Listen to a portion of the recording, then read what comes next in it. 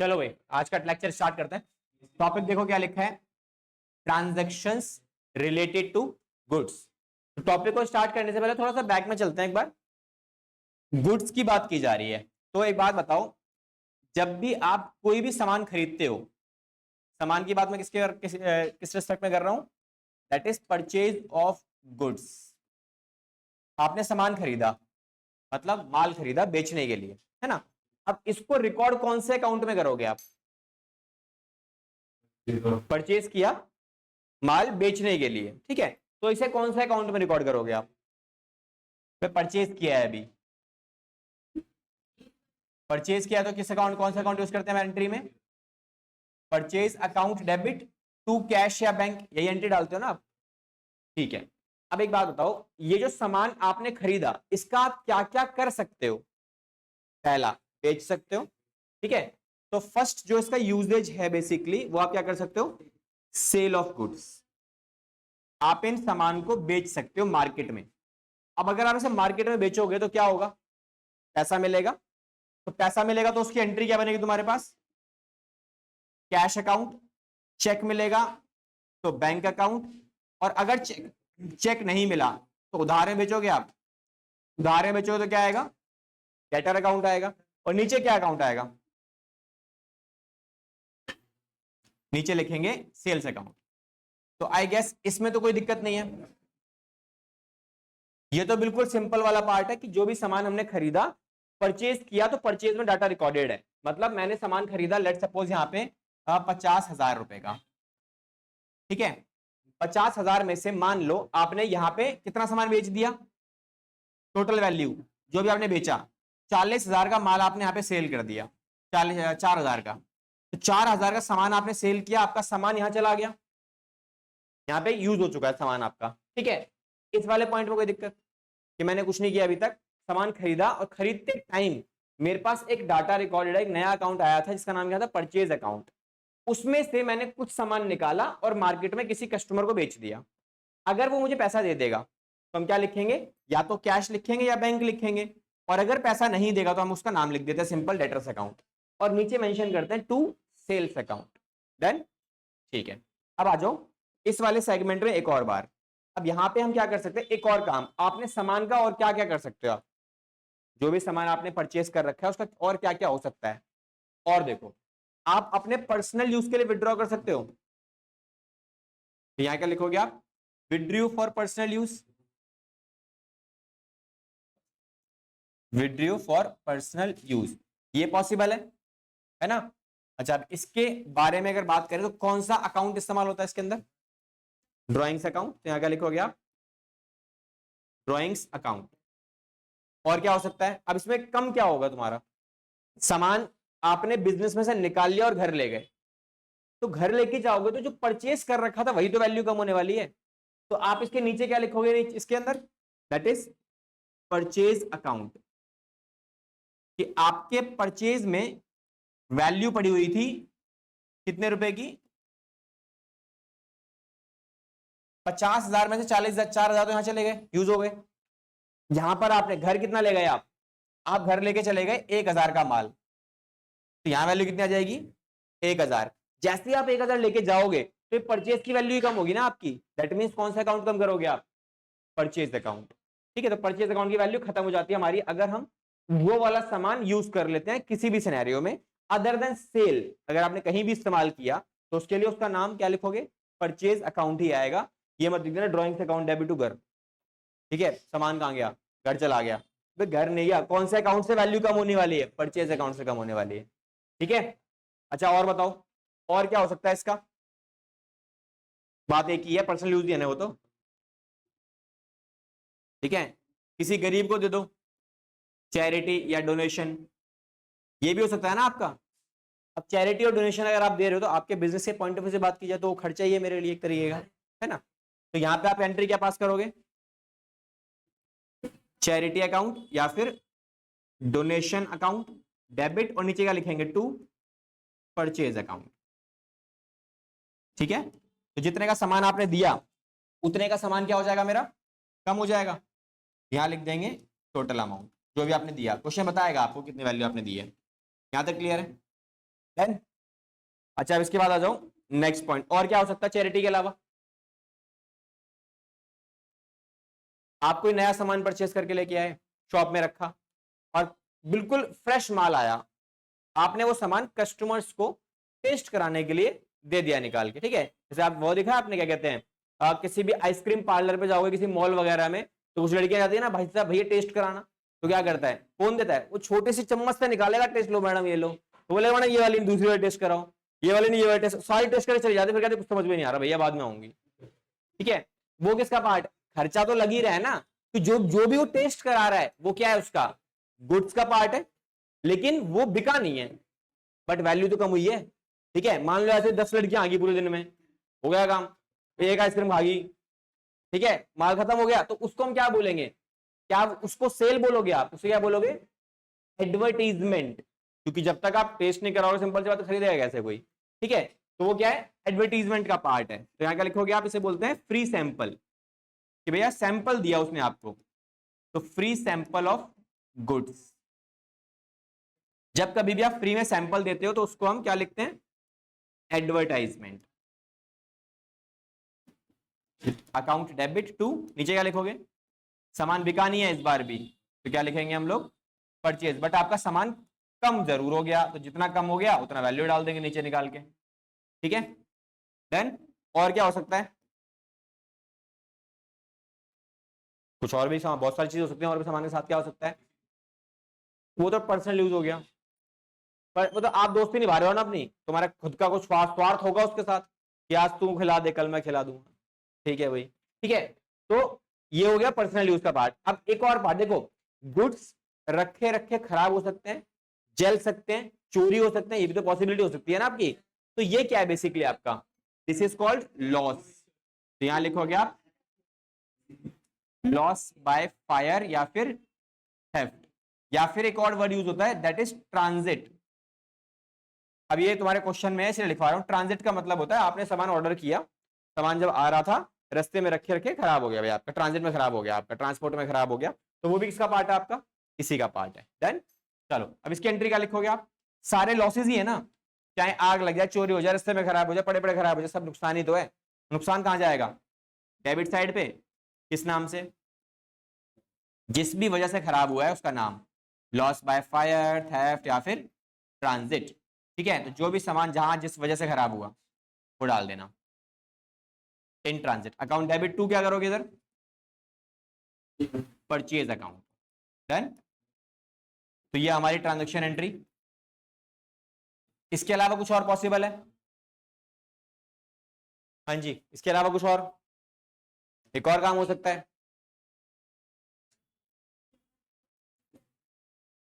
Timber नहीं होता, ठीक है। देखो अब मान लो कोई भी सामान, कोई भी रॉ मटेरियल आप परचेज करते हो मार्केट से बेचने के लिए, ठीक है। अब आप अगर बेच रहे हो कस्टमर को तो सेल्स का पार्ट है, लेकिन अगर उसी रॉ मटेरियल को यूज करके आप खुद के लिए कोई प्रोडक्ट बना रहे हो तो बिका थोड़ी है वो। जैसे इलेक्ट्रॉनिक आइटम है, इलेक्ट्रॉनिक कंप्यूटर दुकान में जाओ नेहरू प्लेस में, नेहरू प्लेस सामान बिकता है काफी सारे कंप्यूटर्स का, वहां पे आपको मदरबोर्ड, सीपीयू, लैपटॉप सब कुछ मिलेगा, कीबोर्ड वगैरह सब कुछ मिलता है। अब वहां पे जो सामान वो बेचने के लिए उसने लगा रखा है सेल्फ में, ठीक है, उसके खुद की दुकान में उसका खुद का कंप्यूटर खराब हो गया, अब वो क्या करेगा, अपने खुद की दुकान से सामान निकालेगा और क्या करेगा, कंप्यूटर असेंबल कर लेगा, यूज किया। अब एक बात बताओ, जो सामान उसने निकाला और जिससे वो कंप्यूटर बनाया, आज के टाइम पे एक फिनिश प्रोडक्ट बनके तैयार हो चुका है, दैट इज डेस्कटॉप तैयार हो गया पूरा पूरा, 60,000 रुपए उसमें लग गए। और 60,000 का जो कंप्यूटर बन के आया, क्या ये बाहर से आया, नहीं, खुद का सामान यूज किया ना उसने, तो आप क्या करोगे इधर, दैट इज मेकिंग, इसमें आप लिखोगे used in making a fixed assets, in making a fixed assets. आपने अपने ही दुकान में जो सामान रखा है उसका इस्तेमाल किया और खुद के लिए एक नया फिक्स एसेट तैयार कर दिया। एक और एग्जांपल, लकड़ी वगैरह बेचने वाले बहुत सारे बंदे होते हैं, प्लाईवुड वगैरह, आप शॉप पे जाओगे देखने के लिए, उनसे बोलो भाई मुझे अपने घर में अलमारी बनवानी है, तो कहां जाओगे आप, एक ऐसी दुकान पे जहां पे प्लाईवुड वगैरह बिकते हो, है ना। जो बनाता है वो किसके पास जाएगा, वो तो सामान लेने जाएगा, खुद थोड़ी घर से लाएगा, आपको पकड़ के लेके जाएगा, कह रहा भाई साहब वो सामान दिलवा लो जरा, ये तो बोलेगा क्या। और हम कहाँ जाएंगे, प्लाईवुड वाले दुकान पे जाएंगे और परचेस करके लेके आएंगे सामान वगैरह क्या क्या चाहिए आपको।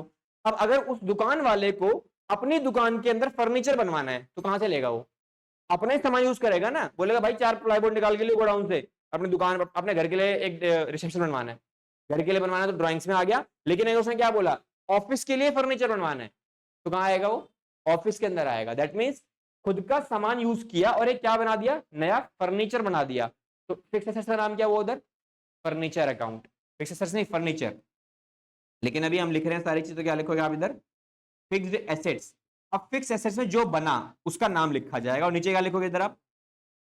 टू परचेज अकाउंट, बिकॉज सामान आपका इस्तेमाल हुआ है जो बिका नहीं है। अब पहले वाले एग्जांपल में आप क्या लिखते हैं इधर? वहां लिखते हैं हम लोग कंप्यूटर या फिर मशीनरी डाल देते तो भी काम चल जाता। ठीक है, तो ये एंट्री बन जाएगी आपकी। तो दीज आर दी केसेस, इसके अलावा और कोई केस हमारे पास अवेलेबल नहीं है। ठीक है, इनके बिहाफ पर आप अपने क्वेश्चंस फ्रेम कर सकते हो। तो मैं क्वेश्चन दिखा देता हूं और आप मेरे को पढ़ पढ़ के एंट्रीज बताता रहो बस इसकी। ठीक है, तो ये हमारा पूरा एक नोट काइंड ऑफ तैयार हो गया। इसी पूरे के ऊपर क्वेश्चन गिवन है आपको, question number 8, just read it out. ठीक है, होमवर्क में कर लेना। क्या लिखा है? Goods withdrawn by the proprietor for personal use. क्या एंट्री होगी? Debit to purchase account. क्या यूज हुआ है? गुड्स यूज हुआ है। अगर आपने withdrawn by the owner for personal use cash निकाला होता तब कैश आता, लेकिन इस बार क्या निकाला उसने? उसने गुड्स यूज किए, तो गुड्स यूज से तो परचेज आएगा। देन उसके अलावा goods distributed as sample, sample के तरीके से दिया है, तो ये क्या है? Advertisement account debit to purchase account. समझ में आ रही चीजें? नेक्स्ट क्या है? गुड्स गिवन एज चैरिटी, आपने चैरिटी में सामान वामान दे दिया, फ्री सैंपल अकाउंट नहीं, एडवर्टाइजमेंट बोलते हैं तो प्रॉपर तरीके से नाम इस्तेमाल करो। ठीक है, हाँ, charity account debit to purchase account, perfect. Next, timber used for making office furniture, और टिम्बर मर्चेंट के द्वारा ऐसा किया जा रहा है, मतलब जो टिम्बर बेच रहा है वही ऐसा कर रहा है, तो इसकी एंट्री क्या बनेगी?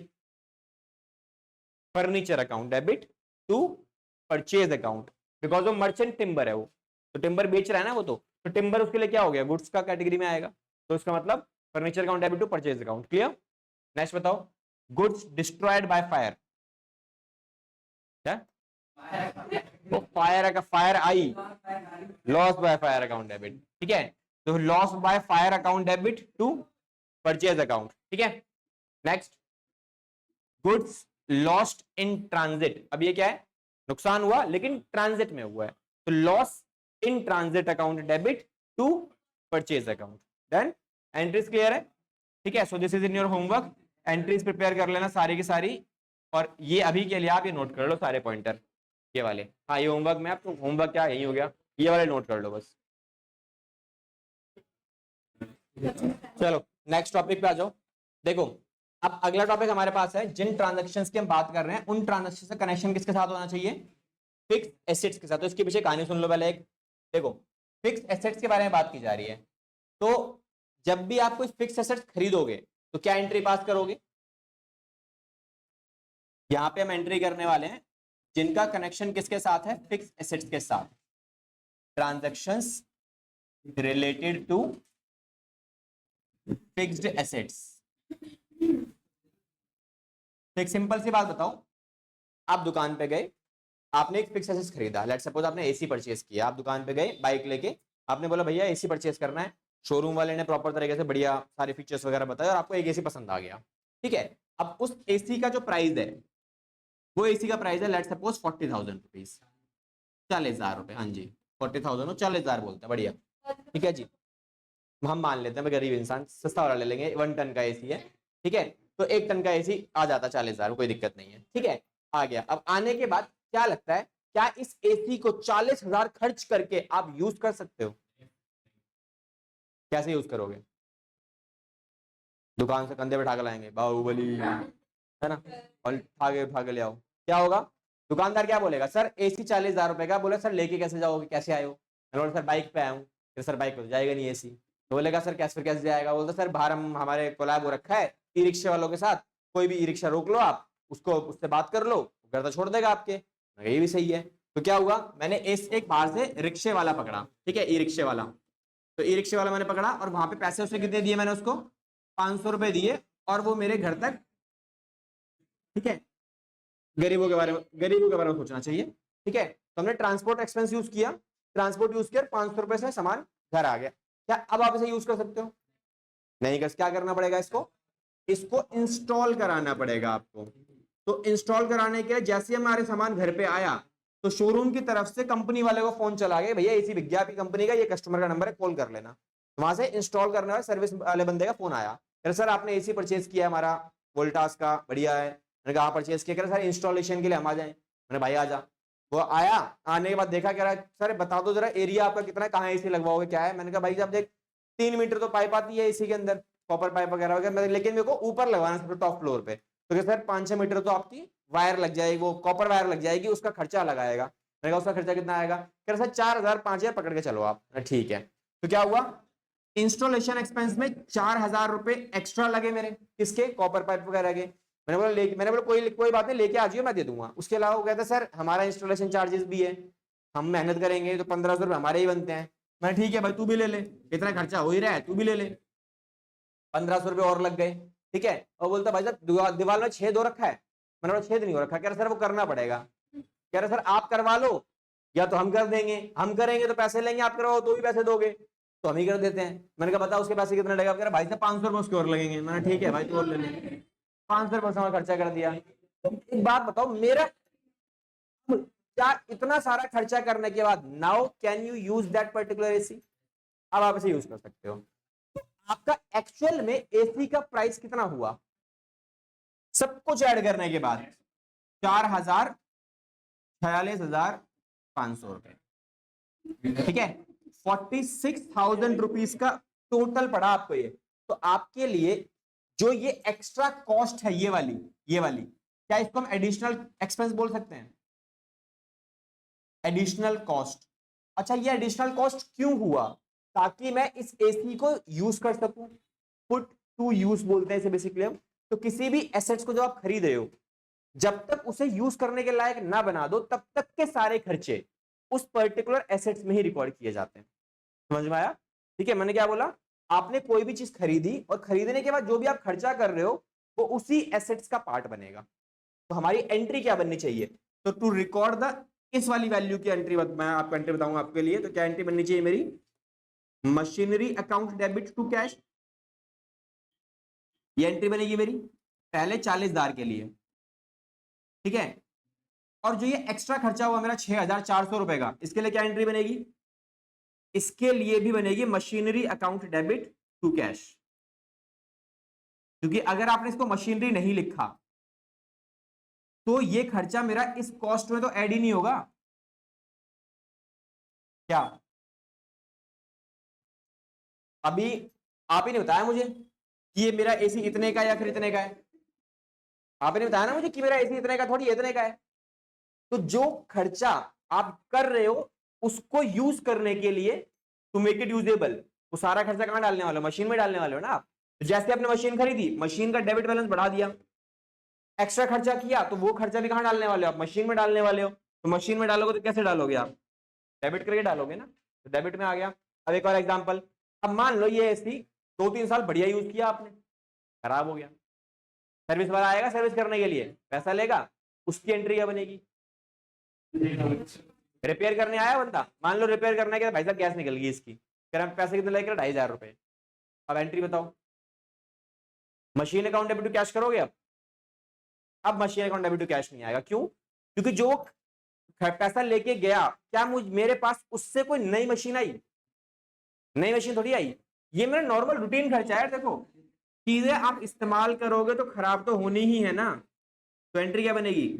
Repair account debit to cash account. Concept समझ में आ रहे हैं सारे? 2500 रुपए, ये क्लियर हुआ? मैंने रिपेयर कराया अपनी कौन सी मशीन? एग्जिस्टिंग मशीन को रिपेयर कराया, उसके पैसे दिए। चलो एक और एग्जांपल। अब आप थोड़े से गरीब हो गए, तुमने बोला भाई गाड़ी चाहिए, और नई गाड़ी आ रही है 25-30 लाख रुपए की। ठीक है। छोटे से काम चलेगा नहीं तुम्हारा, फैमिली बड़ी है तो एसयूवी चाहिए। ठीक है। तो बड़ी गाड़ी की 7 सीटर। अब क्या तो पापा बोलते भैया इतनी बड़ी गाड़ी पहली बार चलाया, ठोक ठाक देगा, एक काम कर पुरानी ले ले पहले, उसे ठोक लीजिए तो दर्द कम होगा। ठीक है। नहीं ठुकेगी तो एकदम से दर्द धक धक सी होती है, भाई नहीं ठुक गई। ठीक है। इसीलिए क्या बोला, पुरानी गाड़ी ले ले। अब मैंने एक फ्रेंड के पास गया, मैंने बोला भाई गाड़ी तू बेच रहा था अपनी? बोला हाँ बेच रहा हूँ। फिर कितने की बेच रहा है? कह रहा भाई 10 लाख की बेच दूंगा। मैंने बोला कोई दिक्कत तो नहीं, कह रहा हाँ दिक्कत तो है। मैंने क्या दिक्कत है, कह रहा इंजन का काम कराना पड़ेगा उसमें। मैंने कहा उसमें कितना खर्चा आएगा, कह रहा 50,000 रुपए। अब इसमें दो चीजें हुई। मैंने उसको बोला कि भाई देख 10 लाख रुपए मैं तेरे को दे रहा हूँ गाड़ी के, ठीक है।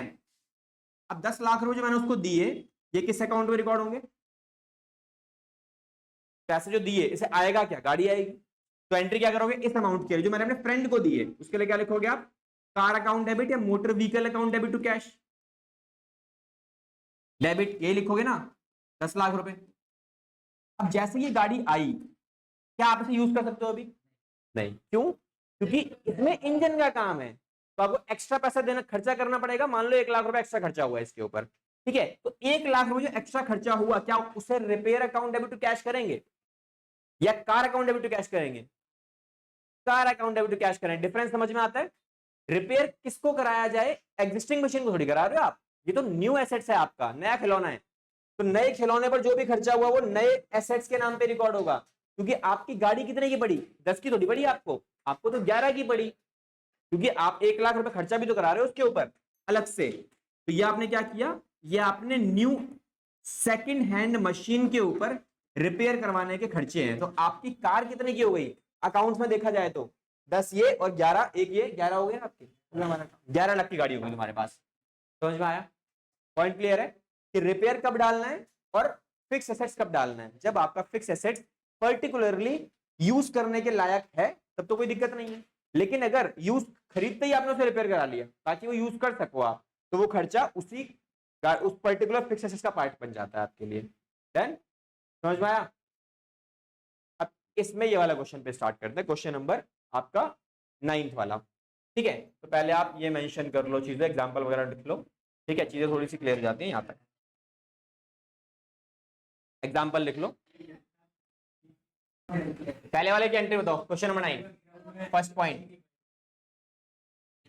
पेड किया है आपने, क्या पेड किया है, रिपेयर का खर्चा पे हुआ है, किस पर खर्चा किया आपने, ये एग्जिस्टिंग मशीनरी, मतलब एग्जिस्टिंग मशीन पड़ी हुई है तुम्हारे पास, उनको रिपेयर करा लिया। तो कौन सी एंट्री आएगी तुम्हारे पास, ये वाली, repair account debit to cash, done, amount 1,000 रुपए, ठीक है भाई।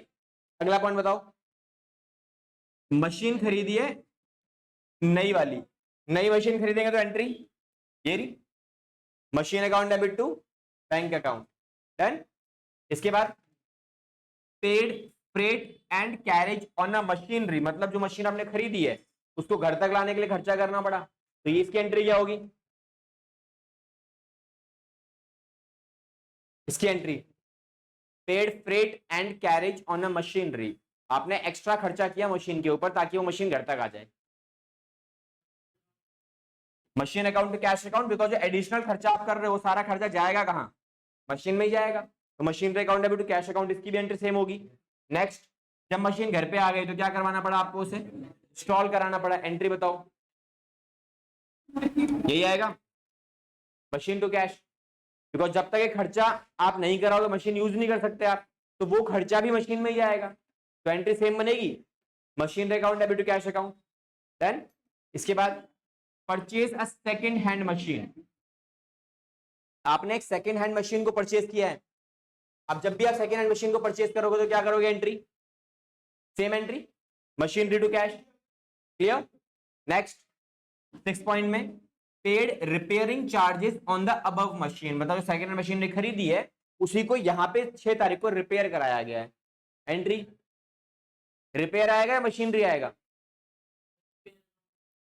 ना यहाँ मशीनरी आएगा भाई, सेकंड हैंड मशीन है भाई, सेकंड हैंड मशीन को रिपेयर कराओगे तो खर्चा तो मशीन में लग रहा है और वो नई मशीन है, अब जब बिना रिपेयर कराए कैसे यूज करोगे उसे, ठीक है। चार्जेस रिपेयरिंग लिखेगा, लेकिन उस मशीन को रिपेयर कराया जा रहा है जो कौन सी है, अभी अभी खरीदी है, एग्जिस्टिंग मशीन थोड़ी है। इस वाले में क्या था, एग्जिस्टिंग मशीन था, इस वाले में क्या है, ये जो मशीन खरीदी सेकंड हैंड वाली इसी को रिपेयर कराया गया है, ठीक है। हाँ ये रिपेयर अगर मैंने करवाया होता 6 महीने बाद तब रिपेयर ही आता, तो तब वो एग्जिस्टिंग बन जाती, लेकिन अभी तो नई मशीन है ना, एक तरीके से हमारे बिजनेस पॉइंट ऑफ व्यू से बात की जाए तो एंट्री क्या बनेगी मेरे पास, ये वाली machine account debit to cash account, जो भी अमाउंट है वो डाल देंगे, डन हो जाएगा। चलो ये वाला क्वेश्चन होमवर्क में डाल लो, question number 2 in your homework, ठीक है, 8 और 9 नहीं, ये वाला क्वेश्चन हाँ जी 8 और 9 क्वेश्चन होमवर्क में करने, 10वां क्वेश्चन बताऊंगा क्या करना है। अब इस वाले क्वेश्चन पे आ जाओ। ये वाला क्वेश्चन है एडजस्टमेंट एंट्री वाला। देखो एडजस्टमेंट एंट्री का बेसिकली मतलब क्या होता है, ज्यादा इंपॉर्टेंट है तुम्हारे एग्जामिनेशन पॉइंट ऑफ व्यू से, क्योंकि बच्चे यहाँ फंस जाते हैं एग्जाम में, नहीं समझ में आता एंट्री कैसे करनी है, क्या करना है, ठीक है। याद भी नहीं होती, मैक्सिमम टीचर बोलते हैं भाई याद कर लो एंट्री, क्यों याद कर लो, ठीक है। तो पहले समझ लेते हैं एक बार ये है क्या, इनके बारे में बात कर लेते हैं। देखो एंट्रीज बात करते हैं, एडजस्टमेंट एंट्रीज, एडजस्टमेंट एंट्रीज। देखो अब एडजस्टमेंट एंट्रीज के बारे में समझने से पहले ना मुझे कुछ बातों का मतलब पता होना चाहिए, जो मैंने ऑलरेडी आपको सेकंड चैप्टर में करवा रखी है। अब वो कुछ बातें कौन कौन सी हैं, क्या आपको इन सब का मतलब पता है, जो मैं लिखता जाऊंगा वो बताते रहना सब। पहला आउटस्टैंडिंग एक्सपेंस क्या होता है,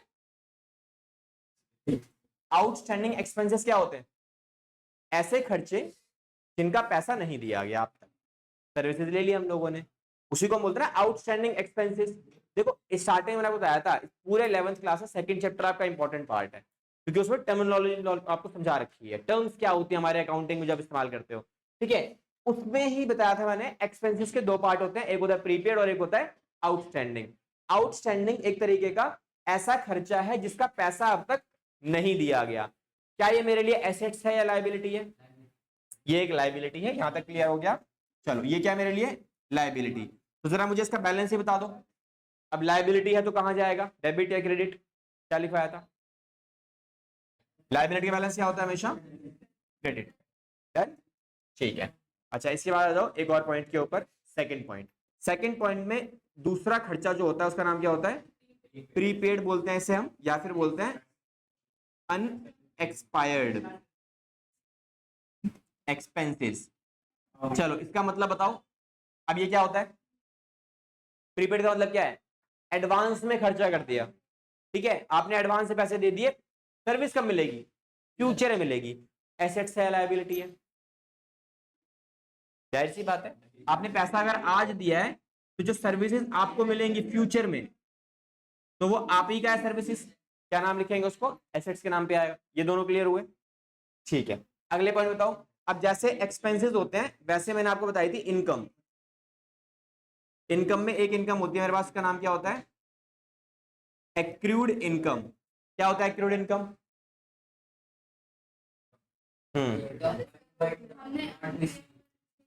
हमने अर्न कर लिया बट पैसा अभी तक मिला नहीं है, मतलब मैंने अपना काम कर दिया लेकिन अभी तक पेमेंट आई नहीं है, ठीक है। तो वो मेरे लिए क्या एक तरीके का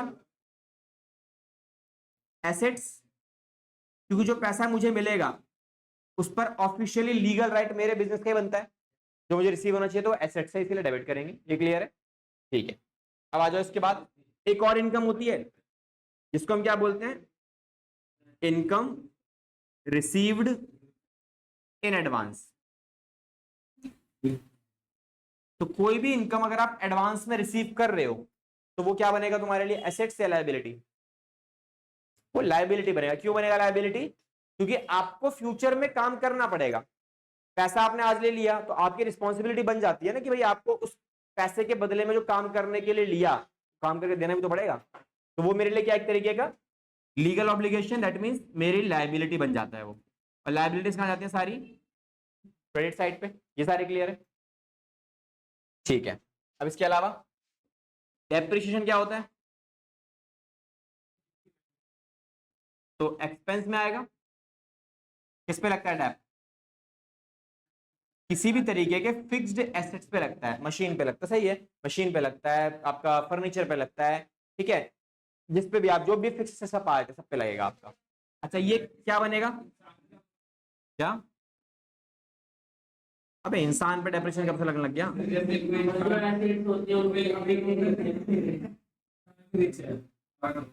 हाँ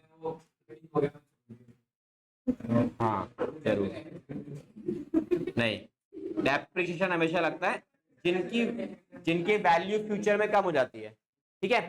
देखो ये क्लियर है, डेप्रिसिएशन क्या है, एक्सपेंस है तो डेबिट होगा, क्लियर। इसके अलावा दो और बचे हुए हैं, जिसमें एक बात बताओ, इंटरेस्ट ऑन कैपिटल, ये क्या है, इंटरेस्ट ऑन कैपिटल, क्या होना चाहिए? Interest on capital. कैपिटल क्या है? लायबिलिटी है।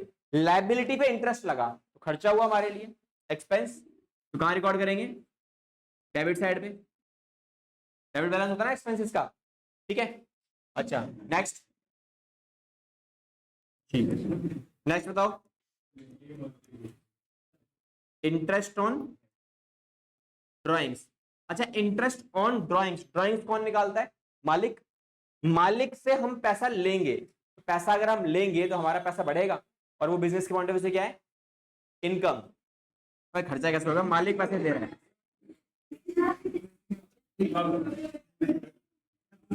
Done?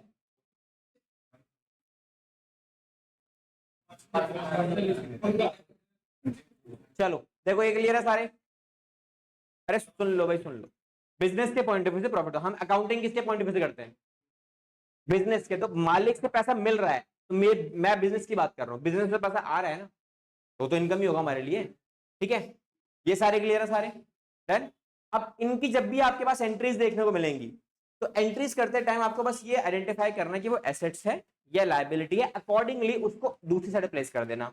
जैसे आपको क्या मिला? आउटस्टैंडिंग एक्सपेंस लायबिलिटी है। लायबिलिटी किस तरफ जाती है? क्रेडिट साइड पे। तो टू साइड पे आप क्या लिखोगे? Outstanding expense. और डेबिट साइड पे क्या लिखोगे? उस खर्चे का नाम, यहां डाल देना एक्सपेंस।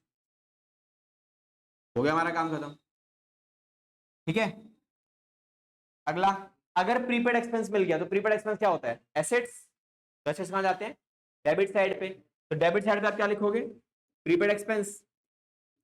और क्रेडिट साइड पे क्या डाल दोगे? उसी खर्चे का नाम डाल देंगे हम लोग, टू एक्सपेंस। यहां डाल देना एक्सपेंस अकाउंट। डन, ये भी हो गया। अगला, एक्रूड इनकम क्या होता है? एसेट्स। एसेट्स कहां जाएंगे सारे? Debit side. तो पहले हम लिखेंगे एक्रूड इनकम, जो भी एसेट्स है, that is accrued income. Account debit to income, debit. Value बताओ। Done. Next, income receive in advance. ये क्या होता है? लायबिलिटी। तो लायबिलिटी कहां जाएंगी? Credit side. तो पहले लिख लो credit side, income receive in advance. और डेबिट साइड पे क्या लिखोगे आप? उस इनकम का नाम। इनकम अकाउंट को डेबिट करेंगे और बाकी value credit. Done. Next, depreciation on fixed assets. Depreciation क्या होता है? एक्सपेंस। तो कहां रिकॉर्ड होगा? डेबिट साइड पे डेप्रिसिएशन अकाउंट। और क्रेडिट साइड पे क्या लिखोगे आप इधर? टू। किस पर लगा डेप? डेप्रिसिएशन क्या करता है? आपके फिक्स एसेट्स की वैल्यू को कम कर देता है। तो वैल्यू कम हो जाएगी, तो एसेट्स की वैल्यू कम होगी तो कहां जाती है? क्रेडिट साइड पे। क्रेडिट साइड वैल्यू डाल देंगे हमारी। तो इस पे आ जाओ। इंटरेस्ट ऑन कैपिटल खर्चा है हमारा, खर्चे कहां जाएंगे? On the debit side. तो रिकॉर्ड करेंगे इसे किधर? Debit side. Interest on capital. अच्छा ये बताओ, इंटरेस्ट किसको दे रहे हो आप? इंटरेस्ट लगा कैपिटल पर, तो कैपिटल पर इंटरेस्ट किसको मिलेगा? ऑनर को मिलेगा। ऑनर क्या करेगा उस कैपिटल का, उस इंटरेस्ट का? बिजनेस में उसे री इन्वेस्ट करेगा। होता है ऐसा? तो बिजनेस में जब री इन्वेस्ट करेगा ऑनर, तो ऑनर की कैपिटल दोबारा बढ़ जाएगी। इसीलिए कैपिटल किस तरफ आती है? क्रेडिट साइड पे। हो गया हमारा काम। ड्राइंग्स में क्या होगा? ड्राइंग्स होती है इनकम। इनकम कहां जाएंगे सारी? On the credit side. यहां क्या लिखोगे आप? Interest on drawings, debit. ऊपर क्या लिखोगे आप? खर्चा किसका हुआ ये? ड्राइंग्स का। इंटरेस्ट किस पे लगा? ड्राइंग्स पे लगाना ये। तो ऊपर क्या आ जाएगा? ड्राइंग्स आ जाएगा हमारा, ठीक है। तो these are the adjustment entries जो आपको रिकॉर्ड करनी है इस वाले क्वेश्चन के अंदर, ठीक है।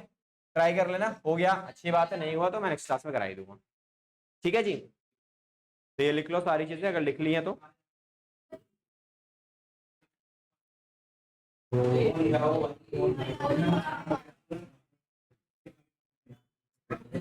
लिख लिया था आपने? ये लिख लेना सारे।